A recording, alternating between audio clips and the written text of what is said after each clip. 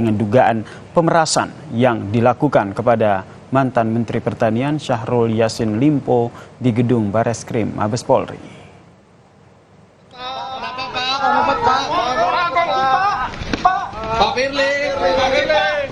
Usai diperiksa, Firly bungkam dan menutup wajahnya menggunakan tas saat masuk ke salah satu mobil yang membawanya keluar dari Mabes Polri, saudara.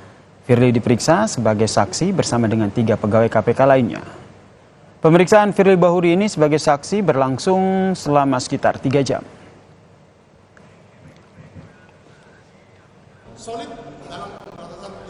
Sebanyak 15 pertanyaan diajukan penyidik kepada Firly Bahuri terkait dengan dugaan tindak pidana pemerasan yang dilakukan pimpinan KPK terhadap mantan Menteri Pertanian Syahrul Yassin Limpo.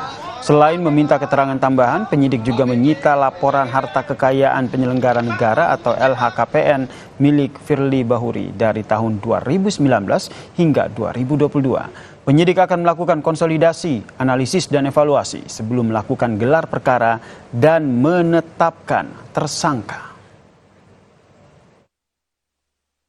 Sudah dilakukan pemeriksaan terhadap 91 orang saksi, ya.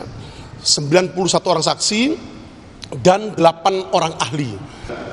Penyidik melakukan penyitaan atas dokumen ataupun surat ikhtisar lengkap LHKPN atas nama saudara FB selaku Ketua KPK RI dalam kurun waktu atau periode 2019, 2020, 2021 hingga 2022.